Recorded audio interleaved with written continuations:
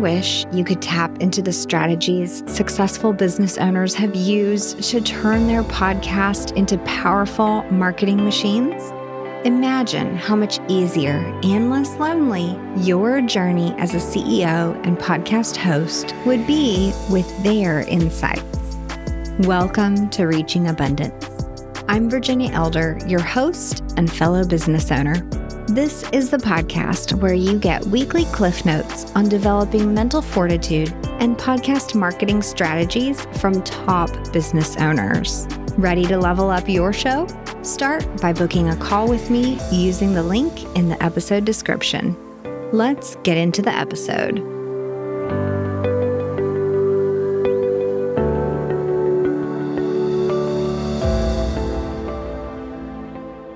Every once in a while, you meet someone who inspires you because they are so courageous, outspoken, visible, vulnerable, and yet also graceful and cool as a human and about their work. DeShawn is that woman for me. She owns multiple businesses, yet is as down to earth as you can get. And my favorite thing, Anna has managed to marry both her passion and her purpose by sharing stories, amplifying issues and voices, and creating platforms for Black and Brown LGBTQIA+ people. She saw a need, started doing work to provide within that gap, and continues to hold space for the Black and Brown LGBTQ community. Anna, I'm so glad to have you here with me today. All right. And on the show today, we have Anna. Thank you so much for being here with us. Hey, let's go. Happy to be here. Absolutely. Anna, let's just start out with hearing your unique definition of abundance. My unique definition, I don't know if it's unique, but when I think of abundance, I'm thinking about like there is enough. And I think for so many, or when I came to understand what abundance was, there was this idea that there's this overflow or that there's this exceeding what you may need. And I don't know today if that's how I look at abundance. I feel like I look at it as enough for me, enough for my family, enough for my goals in all the ways and in all the places that matter, whether it's my joy, my finances, my work, that there's enough, because I do believe that there is enough for all of us. Yeah, maybe not excess for all of us, but enough for all of us is like a great equalizing type of concept. I really appreciate that. Talk to me a little bit about building your business. I know it's been quite a journey. You've got a few things going on. Like when I initially looked you up and met you months ago, I was like, okay, wait, does she own an app or is she a podcaster or what? Just trying to figure out, like, it's all the things. So share how this concept of enough has helped you segue and build this business. At the heart of it, Virginia, I want to tell the stories that I think deserve to be heard. I care deeply about my communities, Black folks, Black queer folks, Black queer women in particular. I think we have so much to share with the world, and we often don't have a platform to do it. So I feel called to share our stories in that way. So that has manifested in a lot of ways. I started a radio station. I started interviewing folks in November of 2009. It was a passion project. I was in corporate, so I did it on the sides and on the weekends. People thought I was doing it full time, and I was not. And when I quit corporate 3 years ago to go out here full time, it was because I also had an idea for the podcasting space, which was to create a platform where we could discover, listen, and support the best Black and Brown podcasts out here, because I couldn't find Black and Brown pods and I couldn't find the ones I wanted to listen to, and discoverability in that way was really hard. I wanted to solve that problem. So we created a company called The Cube, Qube, and we produce podcasts over there as well. So my desire to tell stories has manifested in lots of different ways. And to combat the whole idea, you build it and they will come, it's more like you build it and you better go find your people. So At every stage, I'm also looking to find my people. And that's where the personal brand comes in. That's where me being a podcaster comes in. That's where me being a radio personality comes in. Because if I can build these things, but if I am not reaching the people with these things, then the successes and my goals are not being met. When I talk to people, they choose what relates most to them, and I'm good with that. It can be a lot to take in, but I think when people see how they have shown up in the world, these businesses, they can see how they all tie in together so well. And I hope that the mission and the vision for them is very clear as well, that our humanity matters. Absolutely. Thank you for sharing, and thank you for stepping forward. I don't think there's anyone else that I know. Maybe there are people out there that are stepping forward, focused on sharing Black and brown, queer women's voices. So I appreciate you doing that for everyone. Talk to me a little bit about probably any hesitance or fear that you may have had or that you still even face along the way. I know sometimes you're reporting on stories that aren't fun, for lack of a better term. So to me, I watch you do that and I think, dang, like she's really doing the thing. She's really stepping out and helping share and amplify these important pieces. To me, I tend to internalize those things a bit too much, and I'll end up overthinking about them and dreaming about them and getting so wrapped up in some of those stories. So I kind of have to set boundaries for myself around like the news and current events. So tell me how you've navigated some of that. It's hard. So I'm with you, okay? I'm glad I'm not alone. You are not alone. And with the stories that I tell and the people I want to share stories about, the trolls are busy. So as I sit here with you right now, the trolls have been driving me crazy today on my YouTube channel. And that is exhausting. Mm-hmm. But you put yourself out here, and this is what happens when we talk about the internet. One of the things I choose to do, though, is to choose courage and vulnerability, which are two things that are very hard to choose. And when I choose to choose them, because sometimes you ain't got the energy, okay? It's not an everyday thing. But when you make the decision, I think about my why, and I think about my community that supports me. And I think about the people who also believe in the work that I'm doing and who depend on my platform to help get the word out. And that has always been the goal, is to be a place where people can come to us and we can amplify a good thing that deserves to be seen and heard. So it is in that I center and I find the courage to be vulnerable once again out here in the world because it's needed. So no, it sucks. It is very hard. I wish maybe I had a easier call or I could talk about bears all day. I wish I was passionate about something else sometimes, but I'm passionate about people and I am probably too empathetic at times, but I don't know. It's just what I'm called to do. So somehow I muster up the courage every day to do something. Yeah. But yeah, no, I'm with you. It is hard. I'm constantly releasing this people pleaser part of me. And I can't wait till I completely released it. And I can just stand. I'm calling her my mentor, Miss Connie Lindsay. She reminds me that I need to cover all the ground I stand on. Also, that reminds me that you have to do this. Like, this is what you're called to do. And I can cover all the ground I stand on. And I feel like I'm called to do that. So people, the call, they give me the courage to be vulnerable again out here on the internet. Yeah, absolutely. That's every business owner's fear. And you in particular, I think, are maybe more at risk for trolls or something like that. Like, I don't know what it is, but some messages, some industries, some people in general, depending on their platform, tend to get more reactions from others. Sometimes I will catch myself even in a spin and the instinct is to like reply or do whatever. What's actually happening is we're just like continuously poking the bear, I guess.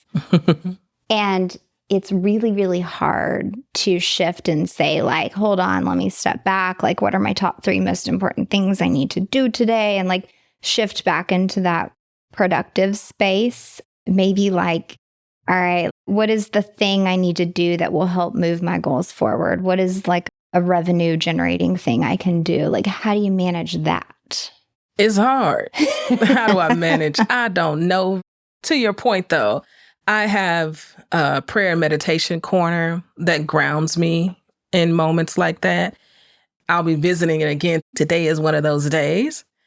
I think one thing is clear for me on this entrepreneurial journey that is definitely a roller coaster ride, is that focus and discipline are probably 2 of the most important things you can have in this work, because the way that things ebb and flow, you have to be able to ebb and flow with them while remembering your why and staying focused and staying disciplined in the work. And when I say that, I mean, it's very easy to get caught up with these trolls and the bots and try to defend yourself. And I've said what I said.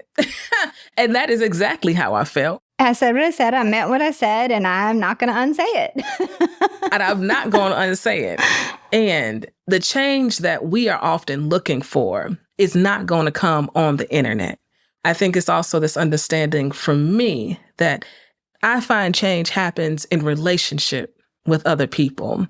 People are changed when someone close to them has helped them to change because they love them, because they care for them, because they trust them.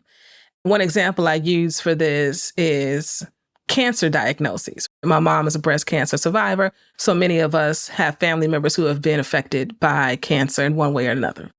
That makes us breast cancer advocates, no matter what. There's an instant empathy, there's an instant understanding. There is donations that are made, people do walks, like there's all these initiatives because we understand how devastating that diagnosis can be on the person and their families. I see that as a correlation to, for example, LGBTQ rights and transgender rights, is that when somebody in their family is queer or trans, their perspective changes. They understand the impact of that person's life and identity. There is a different level of understanding, and you choose love anyway. So when I put that into context with these trolls, you just kind of let them do what they do. And you hope that the message finds the people that you're actually intending it to reach, that those in which you want to actually speak to find the message. And I think that is where we have to focus. And that might be your why today, is to find your people out here in the world. Yeah, I love that. So that is a beautiful example of the compassion comes when it gets personal, basically, is what's happening.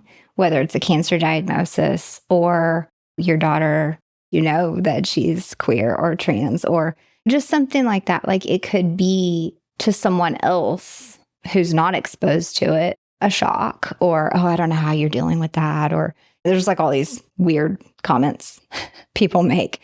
But when it becomes personal to you, and like you said, you choose to love them anyways, it becomes a cause of your own. You'll go for that walk. You'll donate that money. You'll stand up for the rights. You'll do the right thing is what it really comes down to. So again, I appreciate that you're doing that work for us. Thank you. I appreciate that. And I think as adults, we can kind of overcomplicate things, right? Yeah. Children, it is very black and white, right and wrong. It is very clear. Yes. As adults, we make things very complicated where they don't have to be. I think there's time for gray area. Absolutely. I'm a gray area person. I can usually see both sides to a situation. But then there is literally right and wrong. And hate is wrong. And hate shows up in a lot of different ways. And how it shows up today, people can try to make it feel like it's gray, but it's not. It's very clear, and their policies usually come along with the ride. So I think that if in your heart you are doing what you feel is right, and it equates to not doing harm to absolutely anybody else, then you are doing the right thing. But if at any point what you do actually causes harm, then it's time to reevaluate what you're doing and how you're doing it. Because I think it's very easy for adults to overcomplicate a situation. But at the end of the day, some things are just right and some things are just wrong. Yeah, absolutely. So pull us a little bit into your business and share about how you've created this intentionally to do the right thing, to share these stories. Maybe share a decision you had to make about a platform you were using or people on your team or in your circle. How has your value of enoughness and this inclusivity that you want to see in the world helped you build? It's been a lot of tough lessons. When I started this journey, I would have rejected the word failure as a thing. I never accepted that word, but 3 years into full-time entrepreneurship, and I understand what failure means and how it is necessary. And I won't even call it an evil thing. It's just necessary. The failures over and over again, they leave lessons. I was listening to Robin Roberts the other day, and she was saying, I think it's success leaves lessons.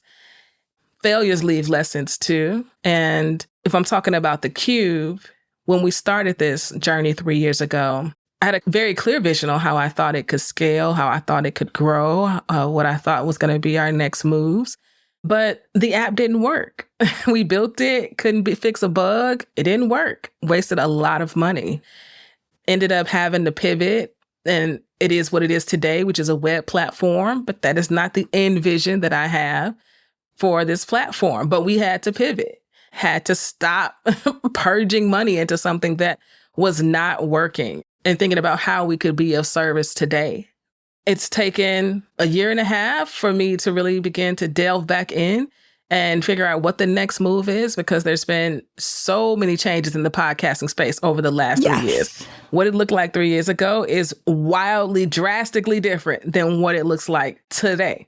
From paywalls to no paywalls, contracts to no contracts, the industry imploding, not listenership, the industry imploding, and video being such a huge component today, where it wasn't 3 years ago. So having to be okay with the constant changes that exist in business and being nimble in how you approach your business and being open to how your business may show up.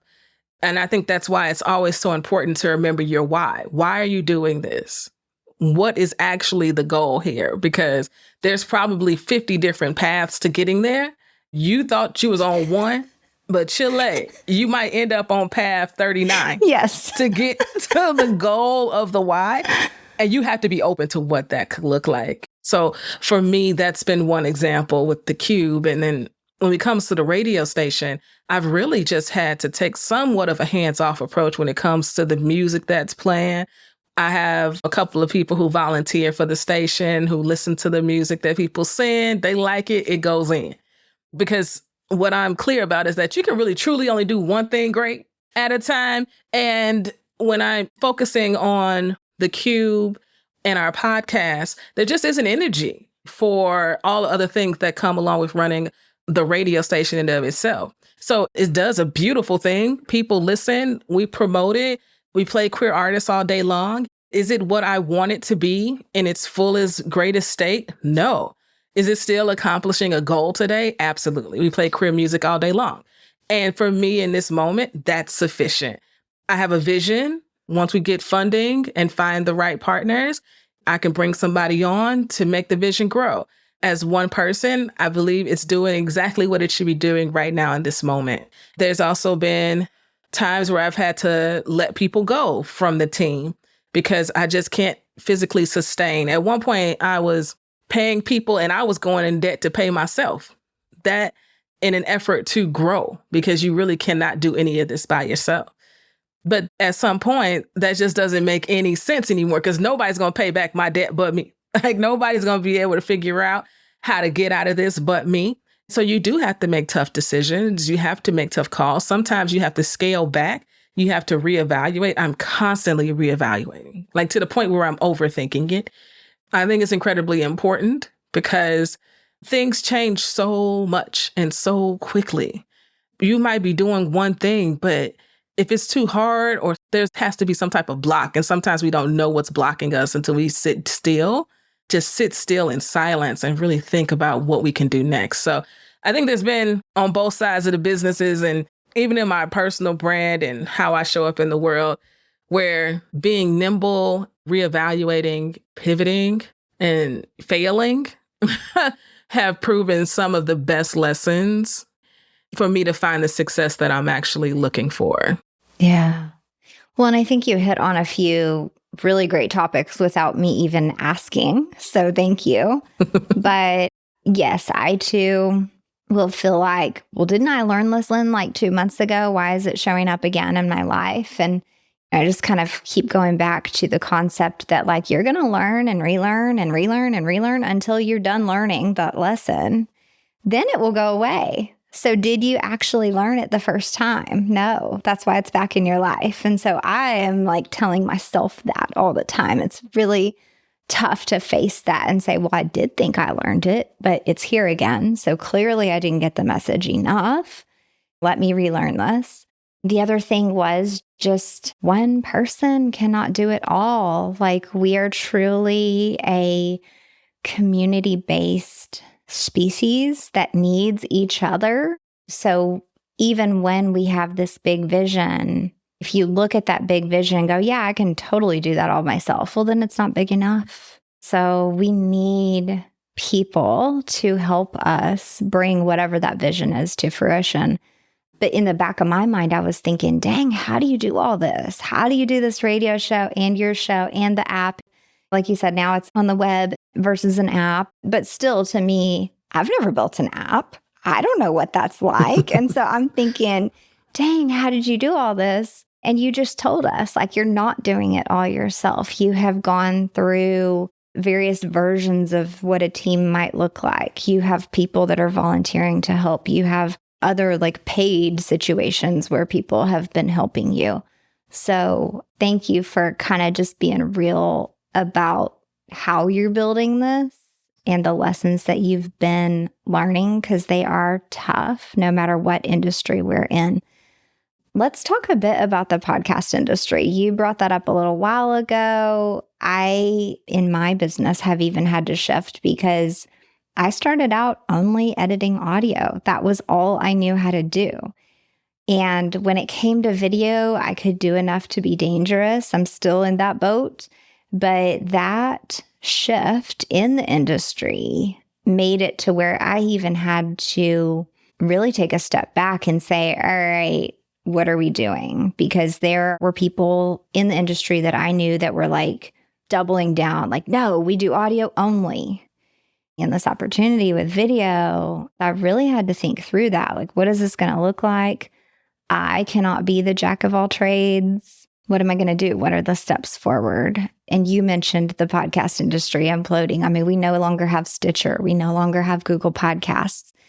I think Google's been really smart as far as leaning all into YouTube and pulling in the RSS feed feature. And if we are talking French to anybody listening, it's just podcast lingo. And when you get into actually launching your podcast, you'll know exactly what an RSS feed is. So talk to me about your journey in that. I think you may be in this, especially in the radio industry, longer than I have. I got in the industry in 2019. You have several years on me. So talk to me about the growth and changes and what you've seen. Do you remember a moment that you had to really navigate what the industry was doing? Oh, every moment. Every moment. Because with the internet and technology, every moment has to be navigated. It's true. In 2009, when I wanted to tell queer stories and interview queer folk and reach people, it was really the beginnings of when video, audio, and the internet were meeting on a major level. We started off on Blog Talk Radio. I was actually looking at it the other day because I was preparing for a story I was going to tell, and I wanted to pull some archives from Blog Talk Radio. And it was saying like 14, 15 years ago. And I was just like, my word. But I started on Blog Talk Radio. So this was a place where you could have call-ins and people could chat with you live and you could do a live show. And It had an RSS feed associated to it. So we always had a podcast, quote unquote, with it. And I wanted to have a radio station, but at that time, there wasn't a platform. Tech hadn't come so far where I could do that natively from my house. The opportunities was you had to have a studio. They were building them for radio stations to go online, not for independent creators to be online. So Blog Talk Radio was my next choice. But then as time went on, technology caught up with itself, and then we could have radio stations that we could program from our homes. We could pay ASCAP and we could pay BMI for the rights to play this music. We could have our own independent radio stations. And when that happened, I switched. I was like, perfect, finally. And even then, the platforms got better. And so I switched again. I mean, there is just this constant need to stay on top of what your industry is doing. I don't care what industry it is. There is something new on the horizon, and there has to be time for you to be able to take that in and stay on the top of your game. And when we think about podcasting, to your point, and what we've discussed, audio only medium, the purists of the podcasting land will say that that is always what it will be. And it will always be associated to an RSS feed. And that's fine. And as someone who wants to reach people, you have to go where the people are. If you build it, they will come is one of the biggest lies ever told. It was from a movie with ghosts. Like, people, let us leave it right where it was. You build it and you got to go find your people. And I've really learned so much from some of my LGBTQ mentors and people I look up to who have been doing LGBTQ queer community work and outreach since the 70s, since the 60s. Wow. And I see how they use Facebook now. They're on Instagram and they're on TikTok because they want to reach people. So they continue to adapt. And I learned so much from them. And I hope that I can be like them, that I too can be adaptable to meet the people where they are. You know, recently with YouTube's investment into podcasting, it really is a game changer for everybody. And you can't deny the biggest search engine on the planet, holding on to your moral high ground about RSS feeds. I mean, you can hold on to it if you want to. And if you have a desire to reach people in different ways, to meet people where they are, you have to go where they are. And I recently started making videos for YouTube specifically, not just my podcast uploading there with my feed updates. And I can't deny that we're growing there, that we have listens there, that it's important to have a presence there. And I'm sure eventually there'll be another platform, the Cube, where I'm hoping that people will want to distribute there, right? Sure. And I think being adaptable and nimble is just so incredibly important because you don't want to be left behind. And I think we can look at probably plenty of businesses that we've known over the years. You thought they had all the hope in the world, but they didn't adapt. They weren't nimble. They weren't looking at the trends of where things were going. I mean, 3 years ago, when we thought AI would have such an impact that it does today, absolutely not. Autocorrect, fine. Siri, okay. But you know, a Chat GPT, a Gemini, no one saw that coming. This is a huge impact across everybody's industry. So I think it's important for us to be adaptable. I think it's important for us to find our people. And it's important for us not to be so hell-bent. Sound like something my mama would say. Don't be so hell-bent on what you've always done, but thinking about what could I be doing to continue to reach my goal.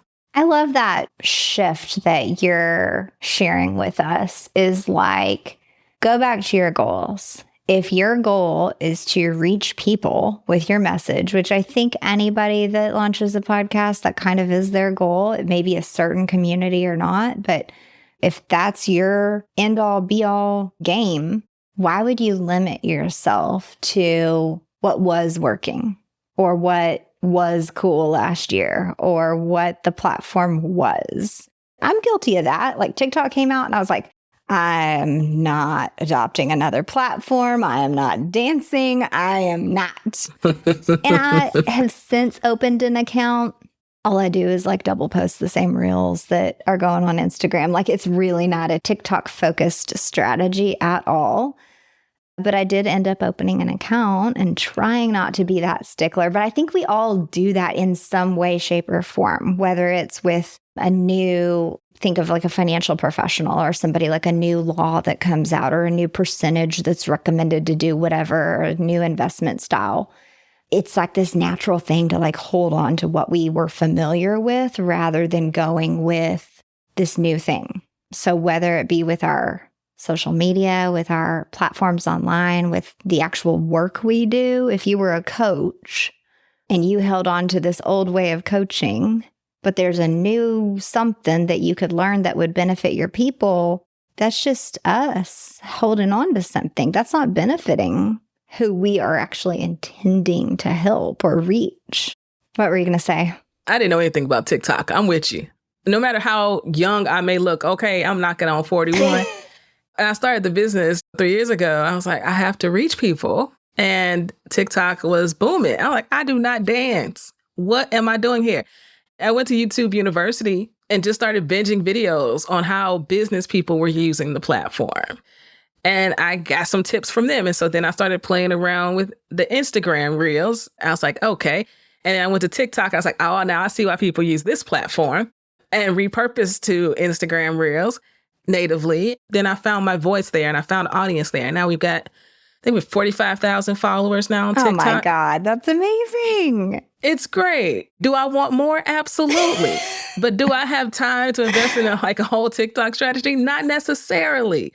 But is it important? It is. In my work, it is very important. Media doesn't happen without an audience. I can't get advertisers if I don't have an audience. So for me, being on platforms like that helped me to do just that. So I think it's worth giving something a try, is what I typically like to tell people, because you just never know where you find your voice and where you will find your people. You just don't know. And when you find them, you build with them. Years ago, I was in I watch, read, listen to a lot of stuff. But the general gist was that if you get your first 100 fans, after that, you're good, you're set. And I'm always thinking about, how am I building relationship with my 100? How am I getting to my 100? So for me, with our podcast, we have a paid membership called the Q Crew that starts at $5 a month. They get an email from me with an unedited video every week. And then we have a career newsletter that everybody gets as well. And eventually my videos are going to be behind the paywall, specifically for people in the Q Crew. And there's about 60-something people in the Q Crew. And so I'm constantly thinking about, how am I taking care of them outside of just my work? But how am I cultivating relationships with them? How am I taking care of them? Because if you can take care of the core people, then you can take care of more core people.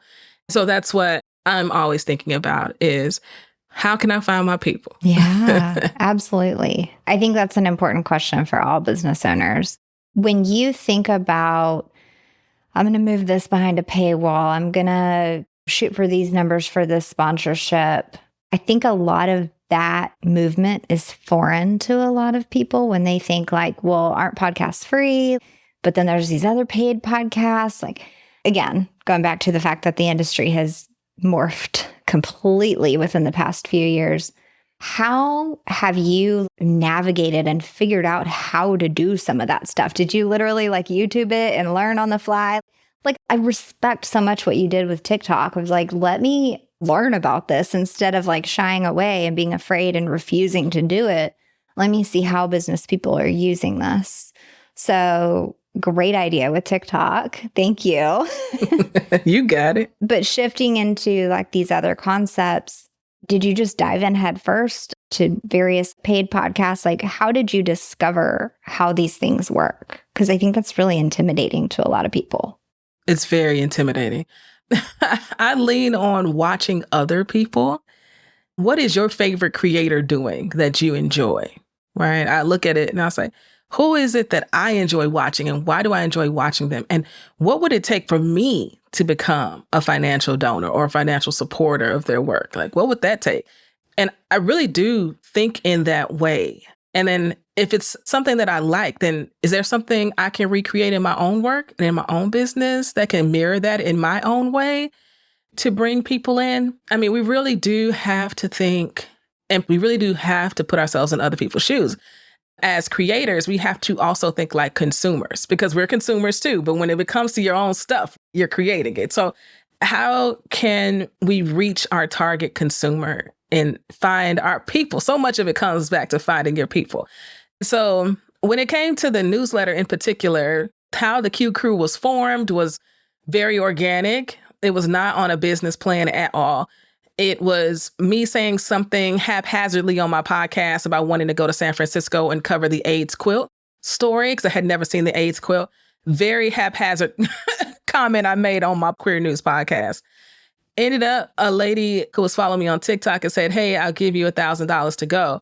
But I was looking for your video. You never made a video about it, but I'll give you $1,000 to go." And I was like, "Yeah, right." Whatever. Look at this crazy. I don't even know you.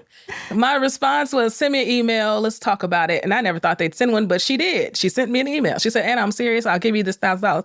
Then I was thinking like, well, that's cool, but that ain't going to be enough to get me from Chicago to San Francisco and stay for a week or whatever, how long I was there and everything that comes along with it. And then my wife was like, "Well, I'm sure other people would give you money." Yeah. Put that ask out there. You think? Yeah. So that's what we did. And that was the start of the Q Crew. It was absolutely organic, straight from the audience. And that's where we started this monthly situation. And I knew at that time, I didn't have the capacity to think about this is what this group gets at $5. This is what you get at $10. This is what you get at $20. So I said, give what you can. This is what everybody's going to get.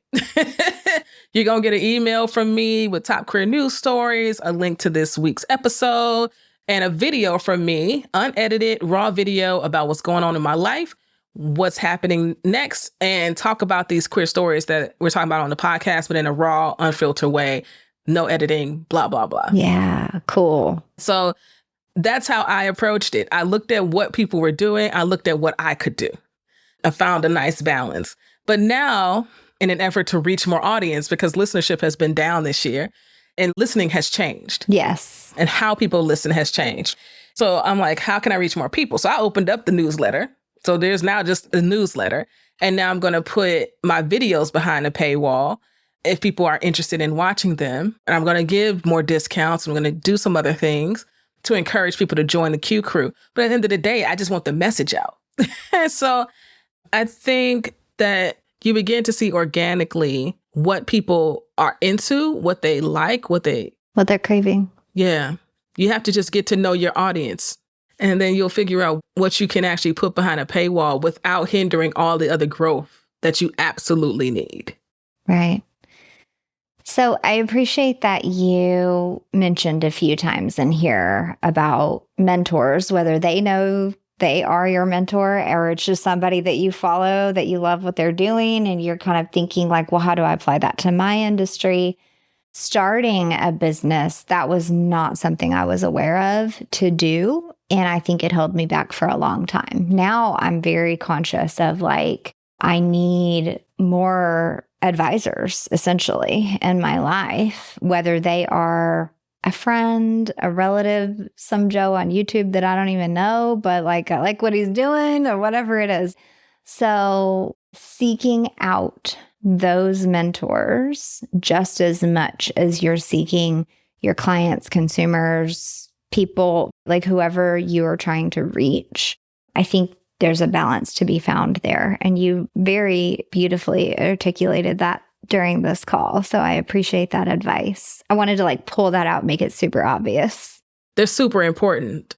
I have big dreams and places I want to go, but you can't get there without the advice of people who have gone through it themselves, who have reached the pinnacle of their career and their life, and they have achieved their big dreams and their big goals. Because what I have also learned is that you can do all the reading you want, all the research you want. There are still 1,000 things you will not know until you are in it because you won't even know the right question to ask to get the answer that you need in that moment because you have no idea. So I produce a podcast called Join the Breakthrough. Last season, we did an episode and it was about the need for mentors, and sponsors. And I had never heard of a sponsor before. And we all understand what mentors are, Great. We got that one down. Mentors are people you literally vent to who understand your industry, who it ain't going to go nowhere. It's going to stay between you and them, and they're going to give you some good advice, and you're going to be able to move on. It's not going to go back to your bosses or anything, but understanding that you need somebody like that in your life. To talk to. And then you need a sponsor, somebody who is in rooms that you are not in, who is going to speak your name in places, intentionally speak your name to provide you opportunities. Not just work opportunities, financial opportunities, all the opportunities. And you need a sponsor in this world to have your back. And life-changing information. Yes.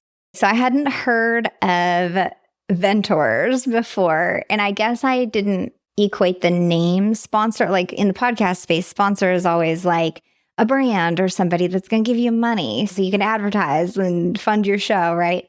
I had not thought about that name being equated with someone who's kind of your cheerleader. They believe in you. Like you said, they're in rooms you're not in. We all definitely need those people that may have access to different spaces and people and finances and everything that we don't, so that they're able to kind of help us up. For somebody listening, thinking like, oh, this is interesting. I like Anna. I like what she's doing. Tell us more about who needs to listen to those so that they can properly refer your platforms and your shows to someone who is in your ideal audience, your ideal people, like you say. If you care about justice, equity, if you care about humanity, then I think you can get down with any of my content. One of our Cube original podcasts is called Second Sunday. It's about Black queer folks finding, keeping, and sometimes losing faith. And one thing that has surprised me so much about this podcast is how many straight people listen to this podcast and how much they love it. Because on some level, if you grew up in church, are in the church, so many people have felt ostracized or felt othered or felt shunned because of this, that, or the third. And at the heart of the storytelling is this deep love and appreciation for church, especially from people who grew up in it. And then this strong reflection on what church has done to them and how they have gotten out of it or stayed in it and tried to rectify it so it doesn't happen to anybody else and that level of harm. And that is just a relatable story. And I just didn't see that coming. But I promise I am constantly and consistently surprised at how this storytelling is just resonating with so many people. So for me, if you enjoy this conversation, you think I might be a cool person and that my content might be cool. If you believe in justice, if you believe in humanity, if you believe in equity, I think you can get down with any of our content that we're producing out here in the world. So if you want to start with me, you can follow me at Anna DeShawn. If you want to start with the radio station, it's E3 Radio, and that's E, the number 3, radio across all socials. And if you're into podcasting in a very serious way, or you want to start binging, don't know where to start, you can follow us at The Cube, TheQube app, and you'll find us there. And really, truly just looking to do some good in the world. Yeah, just looking to do some good. I love that. You're just such a fun person to talk to and be in a room with. I think you have an energy about you that's empowering and fun and encouraging to all of us. So I hope they hear that in your voice. I had to look up and kind of look at some of your stuff and figure that I was like, what is this E3? What 3 E's? I don't know what's going on. So educate, empower, and entertain. And then I cued in on a few things as you were speaking. You talked about enough, and you love all these E words. So I guess I do. I love that. You could come up with a number more, I'm sure, but I noticed that about you. So I hope you have a big whiteboard with all your favorite E words on them. I should do that. E3 Radio. E3, the name came out of a campaign that I ran in undergrad. I ran for Student Activities Board President and had to do campaigning across the entire campus. And I ran on 3 E's: educate, empower, and enlighten the student body. And then when I wanted to start this company, I was like, oh, I'm just use those 3 E's and substitute one for entertainment. And they just stuck with me. I'm here for the enough. You got all these great E-words. I love it. Thank you so much for being here with me today and having this amazing conversation and sharing your message. Hey, thank you for having me. I love sharing it. And if it encourages somebody, if somebody gets a nugget out of it, then well done. We did a thing. We did a thing. Again, thank you.